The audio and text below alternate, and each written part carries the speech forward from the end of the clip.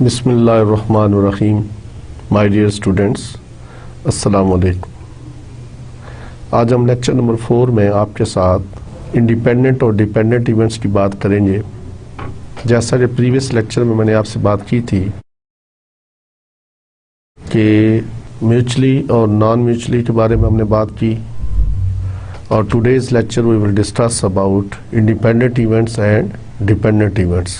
तो independent events की definition अगर हम बयान करूँ, if 2 or more than 2 events of an experiment are called independent when they happen together but they do not affect the probabilities of happening of one another।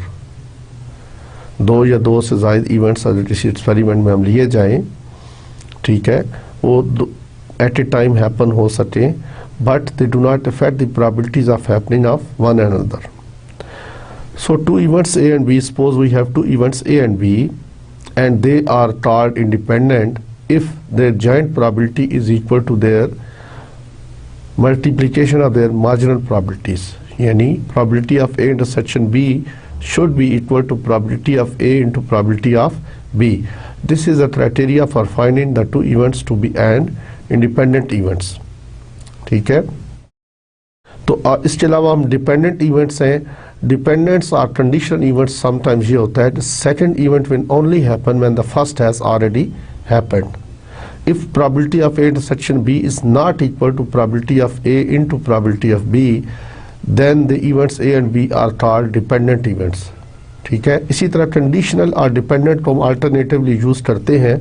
Conditional में ये होता है कि second event will only happen if the first has already happened.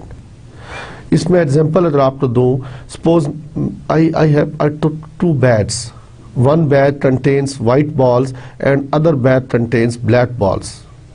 ठीक है, and I have to choose at random one bat, either bat 1 और bat 2।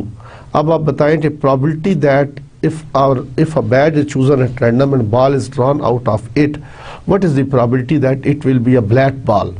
अब black ball उसी वक्त सिलेक्ट होगी ना कि अगर बैट 2 सिलेक्ट होगा तो, बिकॉज बैट 1 के अंदर वाइट बॉल्स हैं और बैट 2 के अंदर ब्लैक बॉल्स हैं। अब दोनों बैट्स हमारे पास पड़े हुए हैं and we have to select one bat from that particular area. ठीक है, तो आपने एक बैट अगर सिलेक्ट करना है तो you can select either bat 1 और बैट 2, कोई भी सिलेक्ट हो सकता है। तो अगर मैं आपसे पूछता हूं कि प्रोबेबिलिटी बताओ कि ब्लैक बॉल की प्रोबेबिलिटी मालूम करो, तो ब्लैक बॉल की प्रोबेबिलिटी तब ही निकलेगी मुमकिन होगी कि बैट 2 सिलेक्ट होगा। इट मींस कि ये कंडीशनल प्रोबेबिलिटी है। अगर बैट 2 सिलेक्ट होगा तो ब्लैक बॉल आएगी। ठीक है, वेयर एज इंडिपेंडेंट इवेंट्स में दो इवेंट्स हैपन होते हैं but they do not affect the probabilities of happening of one another. ठीक है, दो इवेंट्स आपस में एक दूसरे की प्रोबेबिलिटीज ऑफ हैपनिंग को अफेक्ट नहीं करते। सपोज अगर मैं एक डाई और एक कॉइन को थ्रो करता हूं, एक कॉइन और एक, तो हेड में turn up on the coin, die में शो सेट्स 1 2, कोई भी फेस उसके ऊपर आ सकता है। इसी तरह अगर मैं दो कॉइन्स थ्रो करता हूं तो वन फर्स्ट टाइन के ऊपर हेड आ सकता है, सेकंड टाइन के ऊपर हेड आ सकता है। इसी तरह फर्स्ट टाइन के ऊपर टेल आ सकती है, सेकंड के ऊपर टेल आ सकती है, फर्स्ट के ऊपर हेड, दूसरे के ऊपर टेल। इसी तरह they can come. It means these two events, if these two events will be independent. ठीक है, इंडिपेंडेंट इवेंट्स तब होते हैं जब दो इवेंट्स हैपन हो और एक दूसरे की प्रोबेबिलिटीज को अफेक्ट ना करे। और जब कंडीशनल इवेंट्स तब होते हैं, डिपेंडेंट तब होते हैं, उसका क्राइटेरिया हमारे पास सिंपल है कि अगर जॉइंट प्रोबेबिलिटी उनके मार्जिनल प्रोबेबिलिटी के मल्टीप्लिकेशन के इक्वल आ जाए, यानी if suppose we have two events A and B और उनकी joint probability of A intersection B is equal to probability of A into probability of B, अगर ये चीज़ verify हो जाए तो हम कहते हैं इवेंट्स A और B क्या है, इंडिपेंडेंट है।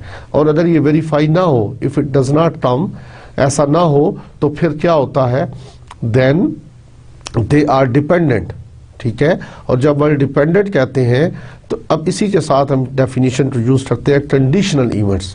तो ये जो मैंने एग्जांपल आपको दी बैट्स वाली और बॉल्स वाली, वाइट बॉल्स और ब्लैक बॉल्स वाली एग्जांपल, तो this was the an example of conditional events. तो आज हम इंडिपेंडेंट इवेंट्स में से मैंने एक्सप्लेन इसको कर दिया आपके सामने, इसकी डेफिनेशन क्या है। Two events A and B are said to be independent if they happen together but they do not affect the probabilities of happening of one another. ठीक है, और इसके अलावा हमने लॉ जो था, लॉ ऑफ मल्टीप्लिकेशन भी इसको हम कहते हैं कि probability of A intersection B is equal to probability of A into probability of B. ठीक है, तो कोई भी क्वेश्चन हम सॉल्व करें तो इस चीज़ को हम वेरीफाई कर सकते हैं। अब मैं एक क्वेश्चन सॉल्व करता हूं जिसका ताल्लुक इंडिपेंडेंट इवेंट्स को प्रूफ करना है हमने। We have to show that the events are independent or not. तो ये शेर मोहम्मद की बुक है, इसमें से एक्सरसाइज में से मैं क्वेश्चन सॉल्व कर रहा हूँ। पेज है इसके ऊपर, ये 313 के ऊपर है ये, और इसको मैं सॉल्व करता हूँ। क्वेश्चन है और क्वेश्चन में लिख देता हूँ, we have to show the independence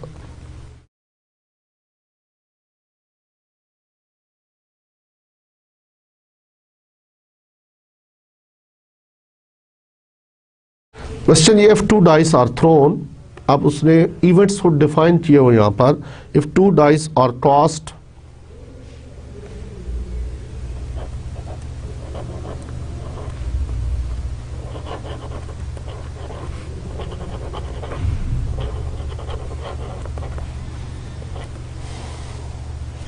और लेट इवेंट कहता है, let E1 is the event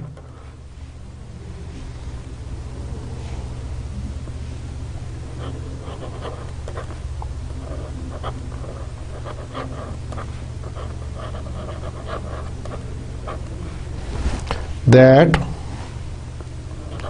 a 6 appears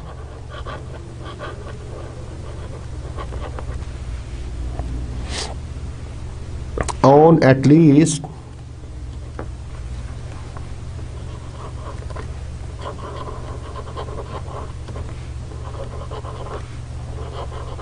one die.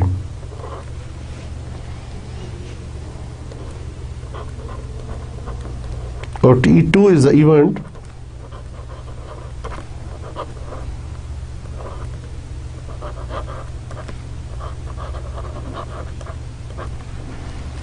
T2 is the event that a 5 appears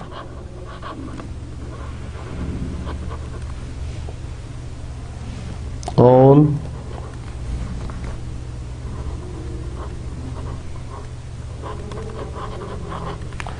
exactly one die.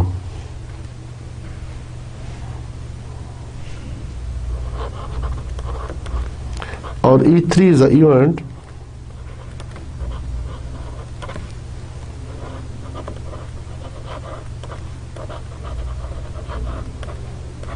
that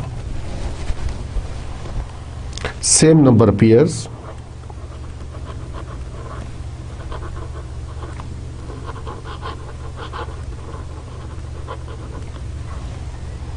on both dice.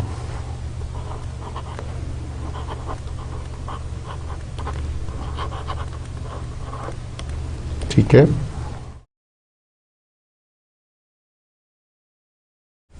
और you know that if two dice are crossed, तो सबसे पहले आपने sample space बनाना है। तो event क्या है, six appears on at least one dice से मुराद क्या है, कम अज कम सिट्स जो है 8 डाइस के ऊपर लाजमी आए। इसका मतलब यह है दोनों पर भी आ सकता है, एटलीस्ट वन है ना, तो एटलीस्ट से मुराद होता है 1 R2 R3 and up so on. ठीक है, तो 1 है तो या 2 है, टोटल 2 है तो 1 R2 2 तक जाएगा। अगर 3 टाइम्स डाइस थ्रो होते तो 1 R2 R3 हो जाता।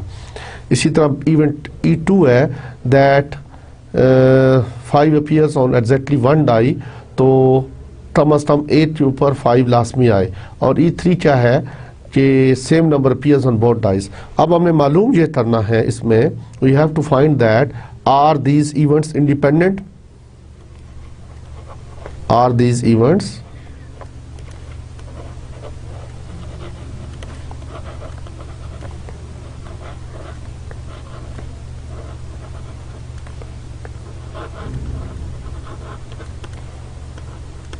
यानी आपने बताना है E1 E2, इसी तरह E1 E3 और E2 E3 they are independent or not independent. इसको साबित करने के लिए हमें क्या करना होगा, we have to find the joint probability, probability of E1 intersection E2, और उसके बाद प्रोबेबिलिटी ऑफ E1 चाहिए, प्रोबेबिलिटी ऑफ E2 चाहिए।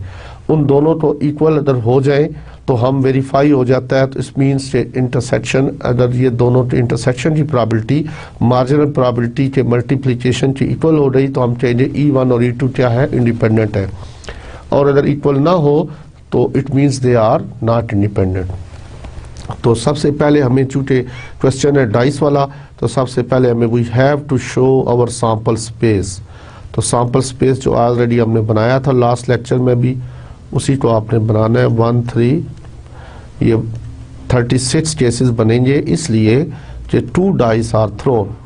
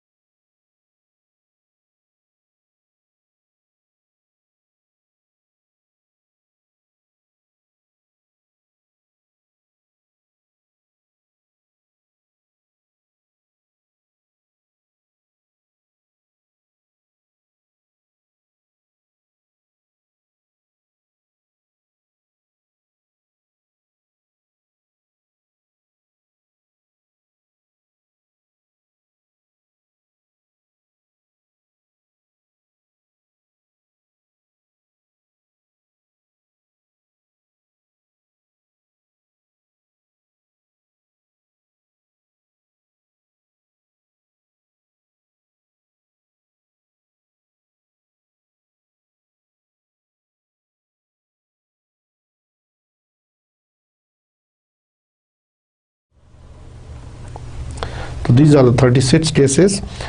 तो टर्म ऑफ टर्म 6 जो है लाजमी आए। अब आप ये देखें तो ये सारे केसेस जो हैं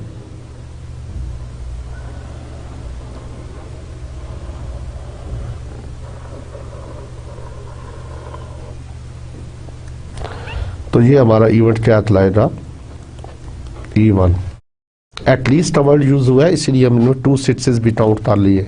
ठीक है, 8 सिट्स आए या 2 सिट्सेस भी आ सकते हैं जी। तो पार्ट नंबर 1 में हमने शो करना है कि probability of E1 intersection E2 is equal to probability of E1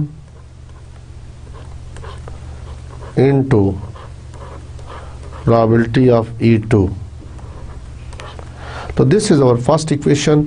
अगर ये सेटिस्फाई हो जाती है, इनकी joint probability, marginal means E1 और E2 इनके इक्वल आ जाए तो हम कहेंगे E1 और E2 क्या है, इंडिपेंडेंट है।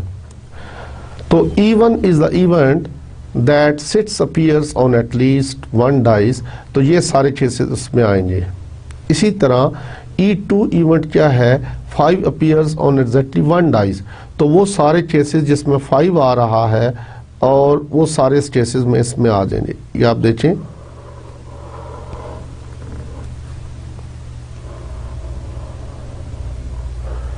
और इसको आपने एक्सक्लूड कर देना है 5 को, और इसमें ये भी केस E2 में आ रहा है और ये भी केस आ रहा है।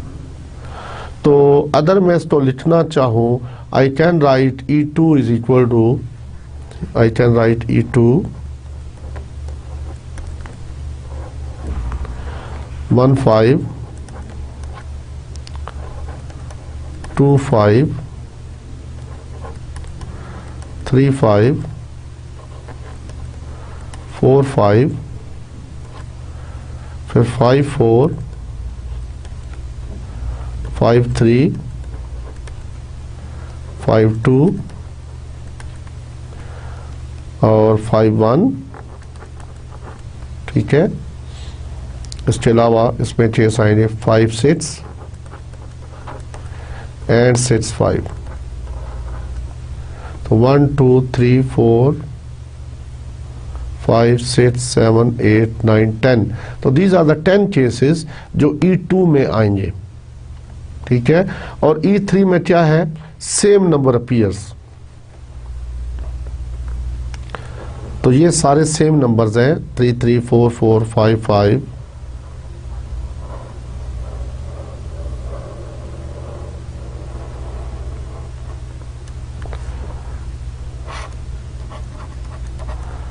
ये E3 में है और दिस इज E2। ठीक है, तो E2 में ये जो मैंने सर्कल किया हुआ 5 6 और 6 5 वो भी शामिल है, लेकिन 5 5 शामिल नहीं है। Now you can take the probabilities. तो प्रोबेबिलिटी मैं यहाँ पे साइड पे लिख रहा हूँ। Probability of E1 is equal to, favourable cases कितने हैं, 11/36। इसी तरह probability of E2 this is equal to 10/36। और प्रोबेबिलिटी ऑफ E3 भी हम यहाँ पे वैसे निकाल लेते हैं क्योंकि आगे यूज होने हैं इसने। तो probability of E3 this is 6/36। Now we have to find either E1 and E2 are independent. तो इनकी जॉइंट प्रोबेबिलिटी आप निकालें क्या है। तो जॉइंट के लिए क्या करना पड़ेगा, E1 इंटरसेक्शन E2 के, यानी number of favourable cases for E1 intersection E2 you have to find this. तो E1 और E2 में कौन सी चीज कॉमन है, दैट इज 5 6 एंड 6 5। यही दो चीजें कॉमन है। तो इट मीन्स 2 केसेस बनते हैं। और probability of E1 intersection E2 this is equal to 2/36। Now तो probability of E1 intersection E2 is should be equal to probability of E1 multiply with probability of E2।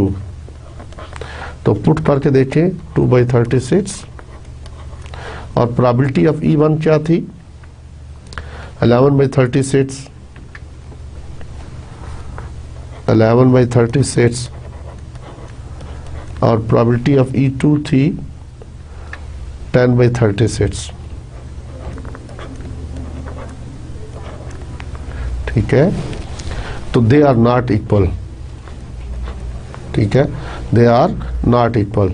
Since they are not equal, हमारे पास verify करने का यही equation थी हमारे पास। अगर ये इक्वल आ जाती, left hand side is not equal to right hand side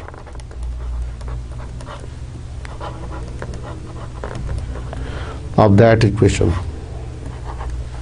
Therefore, E1 and E2 are not independent.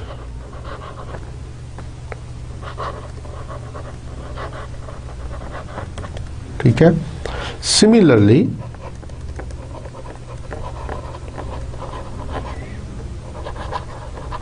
you can check E1 and E3 are independent.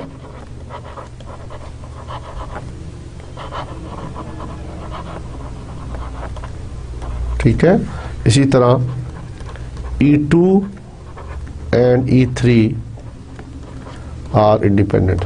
तो ये आप कर लीजिएगा, इसको ट्राई कर लीजिएगा और चेक करें। अगर ये वेरीफाई हो जाए, left hand side right hand side के इक्वल आ जाए तो हम कहें इवेंट्स इंडिपेंडेंट है। अगर इक्वल ना आए तो हम कहें इवेंट्स इंडिपेंडेंट नहीं है।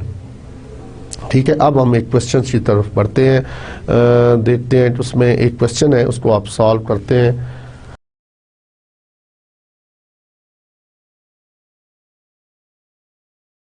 जी, अब मैं एक्सरसाइज में से क्वेश्चन कर रहा हूँ।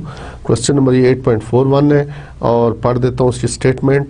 कहता है कि probability that A will be alive in 10 years is to term is 5/7। Question आप सुन लें, probability that A will alive in the 10 year is 5/7। तो क्वेश्चन में गिवन में लिख देता हूँ, गिवन क्या है कि प्रोबेबिलिटी ऑफ ए हमें दी हुई है, दिस इज 5/7 कि एक आदमी अगले 10 साल तक जिंदा रहे, उसकी प्रोबेबिलिटी सपोज अगर ये है। इसी तरह probability event B will alive the next 10 year is 7/9। ठीक है, probability that B will alive the next 10 year is 7/9। तो क्वेश्चन हमसे ये पूछता है, find out the probability that both of them will die, कि दोनों के दोनों मर जाएं, अगले 10 साल के अंदर दोनों के दोनों फौत हो जाएं। इसके फौत होने की प्रोबेबिलिटी वो पूछता है कि दोनों बोथ कैन डाई। अच्छा मुझे ये बताएं, अगर उसके ज़िंदा रहने की प्रोबेबिलिटी ये है तो उसके फौत होने की प्रोबेबिलिटी हम कैसे निकाल सकते हैं? बिकॉज वी नो दैट कि टोटल प्रोबेबिलिटी क्या होती है? 1। हमारे पास एक रूल है, ठीक है, दैट इज रूल ये है कि probability of A plus probability of A complement, इसको कहते हैं उसका reverse, this is equal to 1। क्यों 1 है? कि हमने शुरू में लिखा था, फर्स्ट लेक्चर में आपने पढ़ा था, probability of A into A complement is equal to S. अब दोनों साइड से प्रोबेबिलिटी कर दें इधर, तो probability of A into A complement is equal to probability of S, और वी नो दैट कि probability of S is equal to 1। तो ये क्या है? दोनों म्यूचुअली एक्सक्लूसिव है, इनमें कोई चीज़ कॉमन नहीं है, तो ये सी पर ला अप्लाई होगा, तो ये प्रोबेबिलिटी ऑफ ए कॉम्प्लीमेंट की इक्वल आ जाएगा। तो probability of A plus probability of A complement is equal to 1। We have prove this, ठीक है। और probability of sample space is equal to 1 because पूरा sample space they are sure events. अब जैसे मैं कहूँ कि सूर्य निकलने की प्रोबेबिलिटी क्या है, तो आप कहेंगे 1। सुबह है तो शाम होने की प्रोबेबिलिटी 1, ठीक है। वो श्योर इवेंट्स, जहाँ पर श्योर इवेंट्स होते हैं उसकी प्रोबेबिलिटी क्या होती है? 1। और यू नो दैट कि probability lies between 0 and 1। Minimum probability क्या होती है? 0, और मैक्सिमम कहाँ तक जा सकती है? 1 तक। माइनस में निकालते रहना इसको। तो अब हमें ये पता है कि probability of A plus probability of A complement is equal to 1 है, तो हमें इधर प्रोबेबिलिटी ऑफ ए दी हुई है, तो यहाँ पे आप पुट कर दे, तो यहाँ से आप प्रोबेबिलिटी ऑफ ए कॉम्प्लीमेंट निकाल सकते हो। तो probability of A complement is equal to 1 minus probability of A, तो this is equal to 1 minus 5/7, तो 7 माइनस 5 2/7। तो ये है आ जी प्रोबेबिलिटी उस आदमी के ए के फौत होने की प्रोबेबिलिटी, दैट ही में डाई। अगर उसके लाइव रहने की प्रोबेबिलिटी 5/7 थी, तो उसके डेड होने की प्रोबेबिलिटी क्या है? 2/7। इसी तरह probability of B complement, this is equal to 1 minus probability of B, and this is 1 minus 7/9, and this is also 9 minus 7, LCM लेने के बाद 2/9। तो अब हमारे पास दो तरह की प्रोबेबिलिटीज आ रही, ए के अलाइव रहने की प्रोबेबिलिटी भी आ रही और बी के अलाइव रहने की प्रोबेबिलिटी गिवन है ये दोनों। तो हमने ए के डेड होने की प्रोबेबिलिटी भी निकाली और बी की भी इसी तरह निकाली। अब क्वेश्चन ये है, पार्ट 1 में वो पूछता है हमसे, find the probability that both of them will die, कि अगले 10 साल में दोनों के दोनों फौत हो जाएं। यानी आपसे ये पूछ रहा है probability of A intersection B, यानी डाई होने की प्रोबेबिलिटी क्या है? उससे कॉम्प्लीमेंट है, तो इस चीज़ की प्रोबेबिलिटी वो आपसे पूछ रहा है कि ए भी फौत हो जाए और बी भी फौत हो जाए। पार्ट नंबर 1 के अंदर शो दैट, तो क्या प्रोबेबिलिटी होगी? तो we know that by the law of independent कि इनकी प्रोबेबिलिटी किस के इक्वल होगी? This should be equal to probability of A into probability of B. They are independent events. क्यों इंडिपेंडेंट है? कि वो एक दूसरे के ऊपर डिपेंड नहीं कर रहे कि भाई तू मरेगा तो मैं भी मर जाऊंगा, या मैं मरूंगा तो तू भी मर जाना, ऐसा तो कुछ नहीं है ना इसमें। दोनों इंडिपेंडेंट इवेंट्स हैं। तो आपने सिंपल इन प्रोबेबिलिटीज को मल्टीप्लाई कर दें, प्रोबेबिलिटी ऑफ ए कंप्लीमेंट 2/7 और बी कंप्लीमेंट 2/9।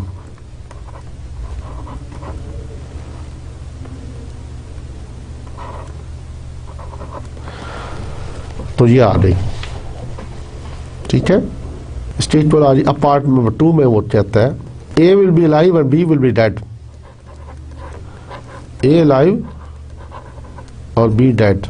तो मैंने फौरन उसको यूं लिख लिया कि probability that A alive and B dead, alive के लिए ए है और अगर बी ए डेड होता तो उसके ऊपर भी कंप्लीमेंट आ जाता। डेड के लिए हमने कंप्लीमेंट का वर्ड यूज किया हुआ है। तो इसको इक्वल किससे होना चाहिए, probability of A multiply with probability of B complement. तो सिंपल प्रोबेबिलिटीज को मल्टीप्लाई कर दें। Probability of A is equal to 5/7 and probability of B complement that was 2/9.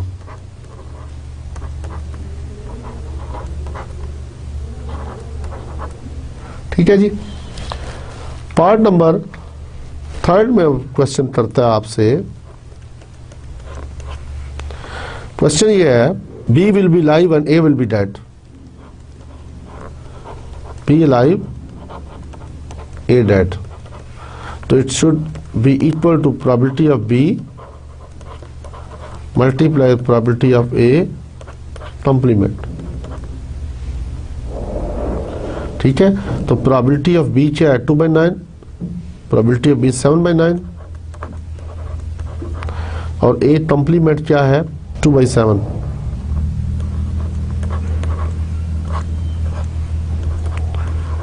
तो 2/9 आ गई जी। फोर्थ पार्ट में आपसे बात करता है both of them will be alive in the next 10 years to come. यानी इसका मतलब ये हुआ कि ए भी जिंदा रहे और बी भी जिंदा रहे। तो this is equal to probability of A multiply with probability of B. यानी प्रोबेबिलिटी ऑफ ए क्या है 5/7 मल्टीप्लाई विद 7/9।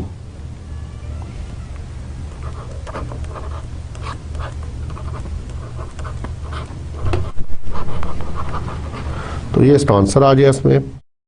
तो ये क्वेश्चन था इंडिपेंडेंट इवेंट्स का जो मैंने किया। अब हम एक क्वेश्चन करते हैं जिसका ताल्लुक कंडीशनल प्रोबेबिलिटी के साथ है। तो क्वेश्चन में लिख देता हूं।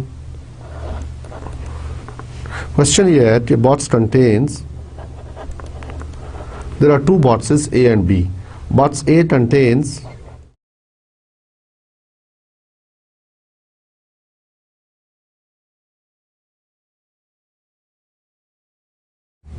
5 green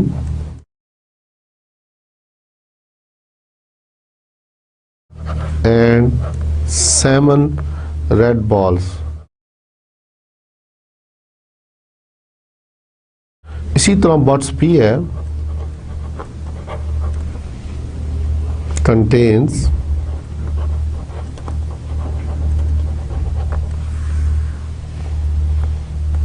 3 green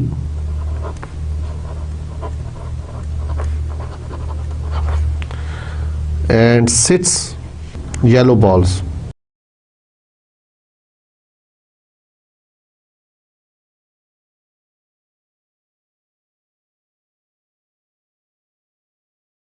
Now question है a box is selected at random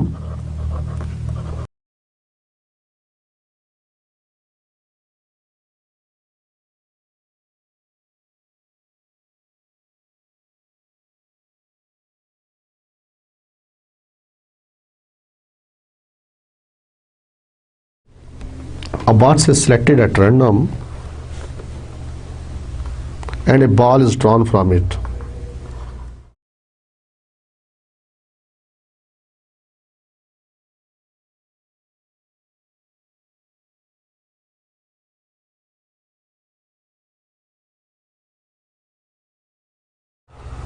What is the probability that the ball drawn is green?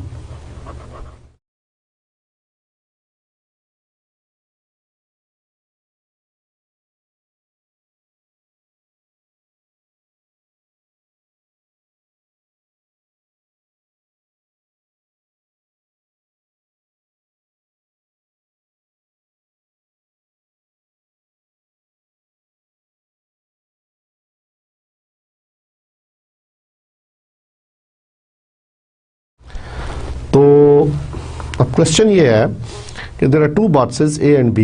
Box A contains 5 green balls and 7 red balls, and box B contains 3 green ball and 6 yellow balls. So a box is selected at random and a ball is drawn from it. तो what is the probability that the ball drawn is green? तो आप balls के question जब भी आएंगे तो इसको आप ट्री डायग्राम के जरिए शो कर लें। ये पहला बैग है, बॉट्स है, ये सेकंड है। अब फर्स्ट के अंदर बॉल्स की ये पोजीशन है, it contains 5 green ball, G for green and 7 red, R for red. इसी तरह जो सेकंड है, it contains 3 green and 6 yellow. ठीक है, तो प्रोबेबिलिटी ऑफ ए यानी बैट 1 के सिलेक्ट होने की probability and probability of bat B, this is equal to 1/2। ठीक है, we know that there are 2 bats और उन दोनों में से 8 सिलेक्ट हो तो उसकी प्रोबेबिलिटी क्या होगी? 1 उसके फेवरेबल केसेस हैं, टोटल 2 हैं तो 1/2।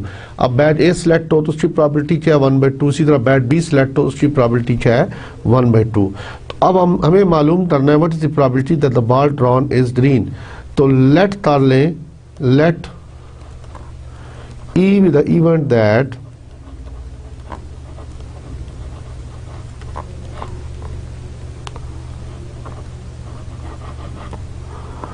ball is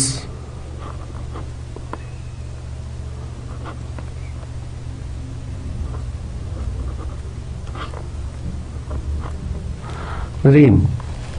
ठीक है, तो रिक्वायर्ड प्रोबेबिलिटी कैसे आएगी? अब probability of E is equal to, कैसे सिलेक्ट हो सकती है जी ग्रीन बॉल? कैसे आ सकती है कि आइदर बैट ए सिलेक्ट हो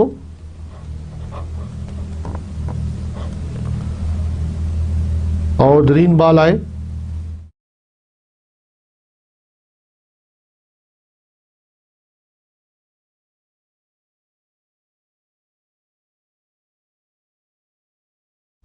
या ये हो सकता है कि सेकंड सिलेक्ट हो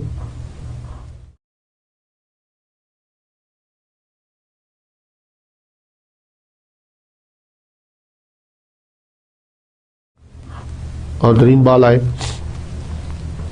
तो ये 2 तरीकों से बॉल जो है वो ग्रीन सेलेक्ट हो सकती है कि बैट 1 सेलेक्ट हो, बैट ए सेलेक्ट हो और ग्रीन बॉल निकले, या बैट बी सेलेक्ट हो, बॉट्स बी सेलेक्ट हो और ग्रीन बॉल निकले। तो अब आप बताएं कि probability, we know that probability of A is equal to 1/2 और probability of E given A से मुराद क्या है कि बैट ए सिलेक्ट हो चुका है और उसमें से ग्रीन बॉल निकालनी है। तो यहाँ पे ग्रीन बॉल की प्रोबेबिलिटी क्या होगी? टोटल केसेस कितने बन गए? 5 + 7 12 और 5/12, 5/12। इसी तरह बैट सेकंड जो है, बॉट सेकंड सिलेक्ट होने की प्रोबेबिलिटी 1/2 है। तो सेकंड के अंदर ग्रीन आने की प्रोबेबिलिटी क्या है? 3/9।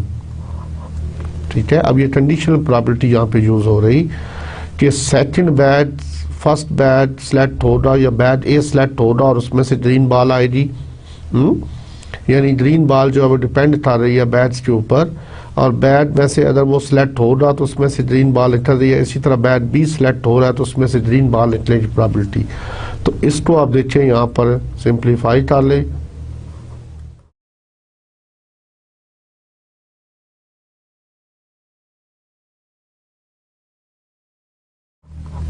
तो इसका एलसीएम लें, तो एलसीएम लेने के बाद उसको सिंप्लीफाई करेंगे तो ये 1/3 इसका आंसर आ रहा है। ठीक है, तो अब हम ऐसे करते हैं, कुछ क्वेश्चंस और एक्सरसाइज में से सॉल्व करते हैं जिनका ताल्लुक कंडीशनल प्रोबेबिलिटी या इंडिपेंडेंट और डिपेंडेंट इवेंट्स के साथ हो। अब एक क्वेश्चन में लिखता हूं, ये भी कंडीशनल प्रोबेबिलिटी का है। क्वेश्चन ये है, 2 coins are tossed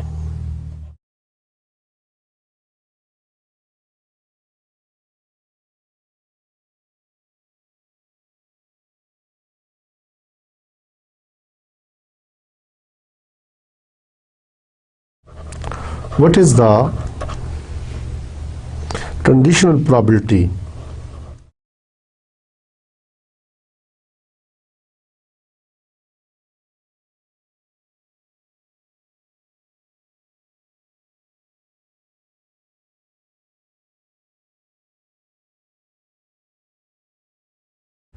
that the two heads results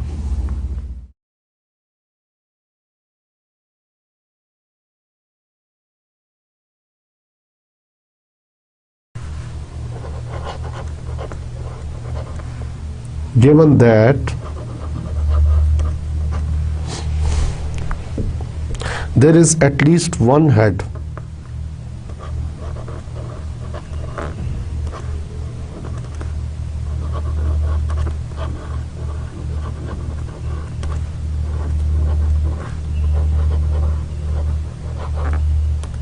ठीक है।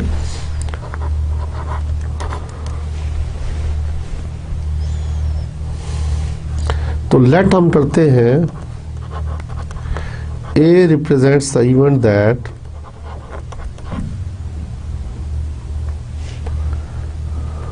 two heads appear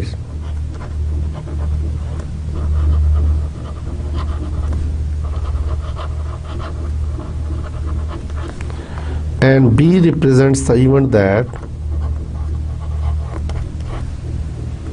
at least one head appears.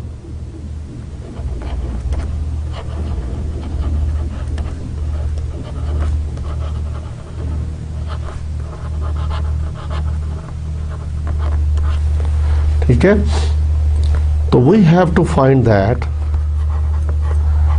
probability of A जबकि B जो है वो पहले हैपन हो चुका है, तो ये हमें मालूम करना है probability of A given B, और we know that this is equal to probability of A intersection B over probability of B. Probability of A given B, this is the conditional probability, इसकी definition है। Probability of A given B is equal to probability of A intersection B divided by probability of B। अगर यही बन जाए probability of B given A, तो divisor में A आ जाएगी, probability of A की आ जाएगी। तो यहाँ पर अब आपको चाहिए probability of B, what is B, at least one head appears। तो सबसे पहले sample space बना लें कि जब when two coins are tossed, तो sample space क्या बन सकता है, head head, head tail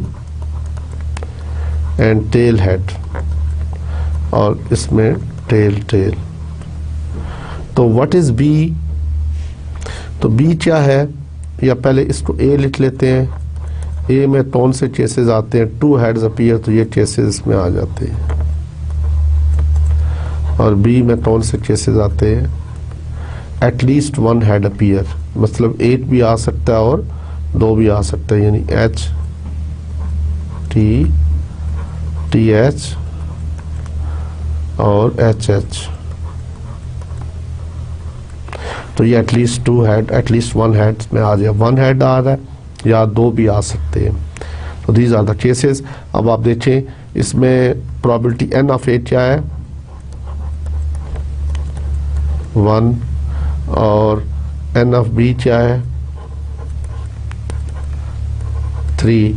इसी तरह N ऑफ S यहाँ पे अगर आप देखें तो क्या हो रहा है, दिस N ऑफ S क्या है, दिस इज 4। ठीक है, तो अब आप बताएं कि प्रोबेबिलिटी ऑफ A किस स्टेटफुल आएगी, या प्रोबेबिलिटी ऑफ A तो हमें भी नहीं चाहिए, this is our first equation, तो इसमें पुट करनी है। तो इंटरसेक्शन की प्रोबेबिलिटी भी निकाल ही दें यहाँ पर। तो A इंटरसेक्शन B, इन दोनों में कौन सी चीज़ कॉमन है, तो यही कॉमन है, H H। तो n of A intersection B is equal to 1। n से मुराद क्या है? Number of favourable cases for A intersection B. तो अब हम डेफिनेशन को यूज करेंगे। नेक्स्ट, तो probability of A intersection B, this is equal to n of A intersection B over n of s। तो this is what is A intersection B 1 और by 4। और probability of b क्या है? That is n of b। तो what is n of b? At least 1 है तो 3 by 4। तो put in these two informations in equation 1, तो we get probability of a given b। तो probability of a given b is equal to probability of A intersection B 1 by 4 divided by probability of B, that is 3 by 4, and after solving this it becomes 1 by 3. So this is our answer of this particular question. I think अब आपने इसमें काफ़ी कुछ question हमने कर लिए। एक और क्वेश्चन है, इसकी स्टेटमेंट मैं लिख देता हूँ, इसके बाद आप प्रैक्टिस के तौर पर कर सकते हो। क्वेश्चन ये है, man tosses 2 fair dice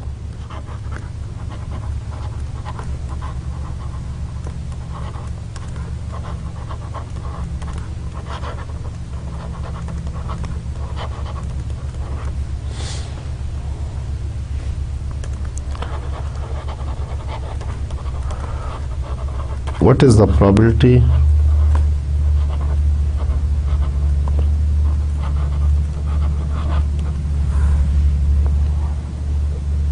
that the sum of the two dice will be 7?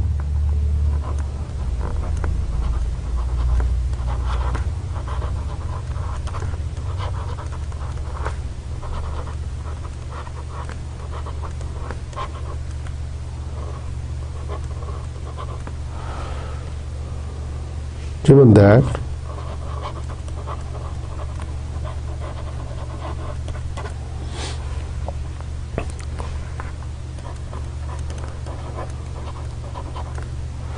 sum is odd, part 2 में पूछता है, ये चीज़ सारी गिवन दैट में आएगी और हमें फाइंड करनी होगी probability that the sum of the two dice will be 7। ठीक है, given that the sum is greater than 6।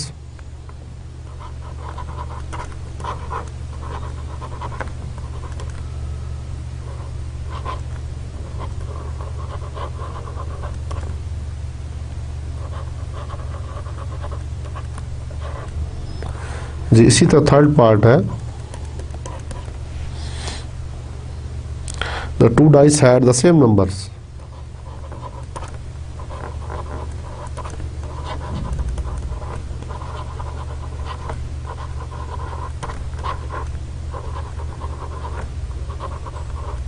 ठीक है, तो अब हम इवेंट डिफाइन करेंगे। जो मालूम करना है सबसे पहले, उससे पहले हम इसको बना लेते हैं सैंपल स्पेस। क्योंकि टोटल्स की बात हो रही है, सम्स की बात हो रही है, तो मैं डायरेक्टली वो सैंपल स्पेस सम्स वाला बना लूँगा। तो जब 2 डाइस थ्रो किए जाएं तो सैंपल स्पेस क्या बनता है? That is 2 3 4 5 6 7 3 4 5 6 7 8 4 5 6 7 8 9 5 6 7 8 9 and 10 6 7 8 9 10 11 7 8 9 10 11 and 12। So this is our sample space।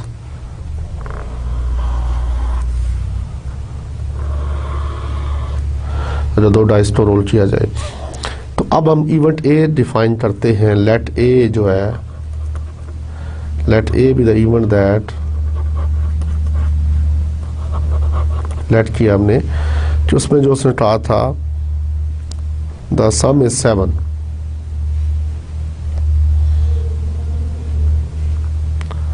Sum is 7. और let P even define कर लें,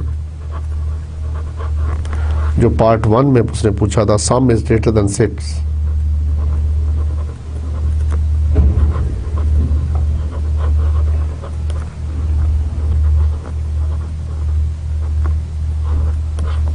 इसी तरह C इवन डिफाइन कर लें, इसी तरह C इवन डिफाइन कर लें, सेम नंबर अपीयर्स.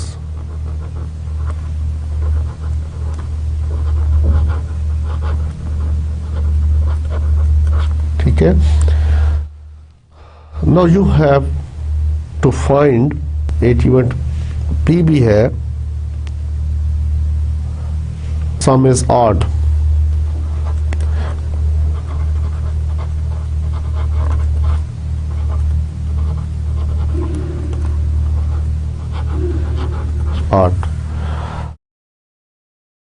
तो पहले हम प्रोबेबिलिटी फाइंड करते हैं. Probability of A given D, part 1 में था, find the probability that the some is, we know that given that the sum is odd and we have to find the probability of sum is 7. Probability मालूम करो जो सम उसका 7 हो, वही जबकि हमें पता है जो चीज़ पहले हैपन हो चुकी है कि आड नंबर ही सम जो है वो आड हो. तो इट मीन्स कि this probability should be equal to probability of A intersection D divided by probability of D. तो व्हाट इज ए? तो सबसे पहले हम ए को डिफाइन कर लेते हैं. ए के अंदर क्या है?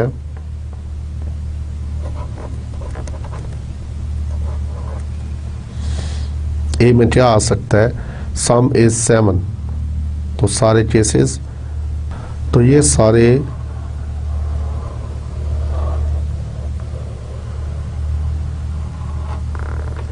केसेस आएंगे ए में. ठीक है, this is our A. And some is odd. Some is odd. तो ऑड में ये सारे केसेस कौन से आएंगे?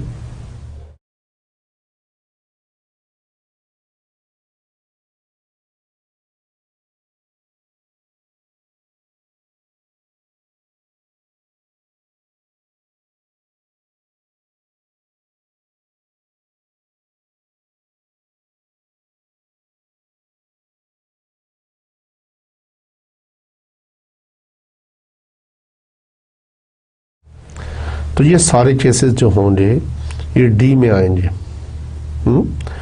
और ए के अंदर क्या आ रहा है? सम इज 7. तो उसको मैंने डबल लाइंस के साथ शो कर दिया, दिस इज ए. और बाकी जितने सर्कल हैं वो सारे क्या हैं? डी हैं. तो आप अजीज तलबा आप देख सकते हैं कि इसमें कॉमन चीज़ जो आ रही है ए इंटरसेक्शन डी जो है, अगर मैं इसकी प्रॉबिलिटी निकालना चाहूँ तो वी नो दैट अगर मैं डायरेक्टली लिखना चाहूँ इट कुड बी 6/36. ठीक है. और probability of D, what is D? That an odd number appears. तो जिन लिस्ट तो 1 2 3 4 5 6 7 8 9 10 11 12 13 14 15 16 17 and 18. It means there are 18 cases जहां पर आड नंबर आता है. तो इसकी प्रोबेबिलिटी क्या हुई? 18/36. 36 कैंसिल हो जाएगा, तो 6/18, तो 1/3 इसका आंसर आ गया जी. इसी तरह पार्ट सेकंड में आप देखें जी, इसी तरह पार्ट सेकंड में देखें तो प्रोबेबिलिटी ऑफ ए आपने फाइंड करनी है जबकि सम इज ग्रेटर देन, वो आपको दिया हुआ, sum is greater than 6. We know that. और probability this is should be equal to probability of A intersection probability of B divided by probability of B. तो यहाँ से आप फाइंड कर सकते हैं probability of A intersection B. What is B? Sum is greater than 6। तो सम is greater than 6 कहाँ तक आ रहा है ये? तो ये सारे केसेस अगर मैं इसको सेलेक्ट करूँ, सम इज ग्रेटर देन 6, तो ये सारे केसेस इसमें आएंगे बी के अंदर। This is our argument B जी। इसमें आप देखें कि इसमें भी ए इंटरसेक्शन बी के अंदर 6 केसेस आते हैं, तो इसकी प्रोबेबिलिटी बढ़ती है 6/36। और probability of B, what is B? तो ये सारे केसेस अगर आप इसमें काउंट करें तो they became 21 cases, because total 36 है। तो 36 में से 1 2 3 4 5 6 7 8 9 10 और 11 12 13 14 15 अगर आप माइनस कर दें तो इट मीन्स इसमें अंदर 21 केसेस बनते हैं। तो 21/36 एंड इट विल बिकम 6/21। तो 6/21 यानी 2/7। तो इतने केसेस इसमें आते हैं। Now the last part of this question is the same number appears, find the probability of sum is 7 जबकि same number appears हो, and you have to find the probability of A जबकि C हो चुका है happen।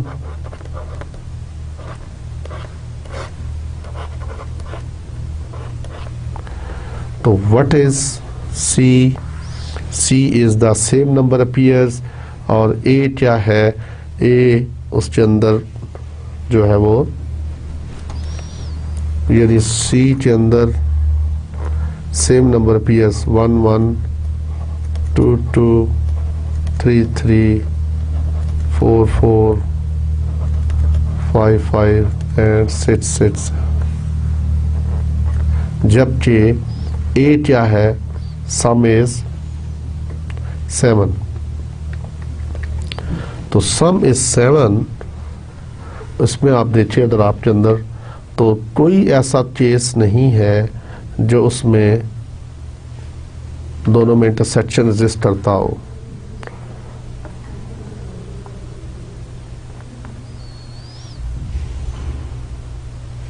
यानी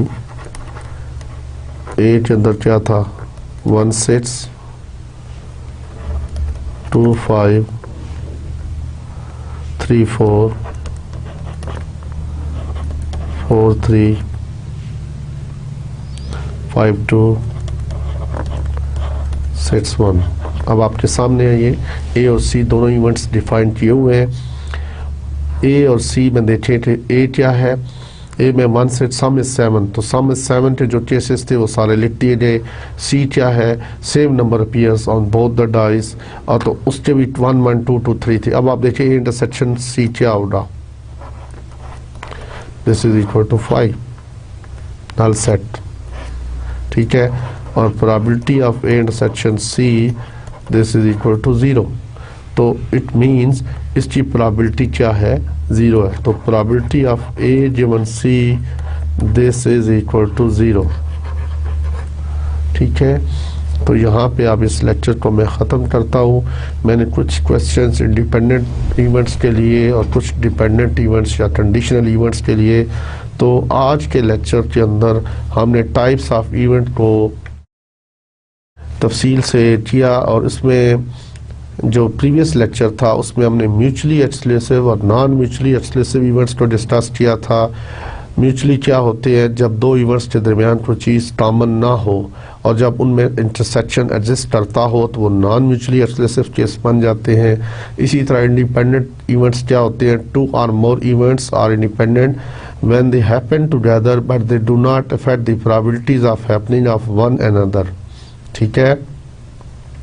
जबकि अगर ये इंडिपेंडेंट ना रहे तो उसको हम डिपेंडेंट कहते हैं। और इसी में हम कंडीशनल इवेंट्स की भी मैंने बात की थी कि sometimes the second event will only happen if the first has already happened. फिर इससे रिलेटेड हमने कुछ न्यूमेरिकल्स एग्जांपल्स के तौर पर एक्सरसाइज में से क्वेश्चन सॉल्व किए और उम्मीद आपको समझ आई होगी। अब नेक्स्ट लेक्चर के अंदर हम रैंडम वेरिएबल क्या होता है, what are the types of random variable, discrete and continuous, उसकी बात करेंगे। उसके अलावा हम डिफरेंट क्वेश्चंस को सॉल्व करेंगे जो इस वेरिएबल से रिलेट करते होंगे और प्रोबेबिलिटी डिस्ट्रीब्यूशन की बात करेंगे। What is discrete probability distribution and what is continuous probability distribution. तो इसके साथ ही मैं आपसे इजाज़त चाहता हूँ। अल्लाह हाफिज़ एंड गुड लक।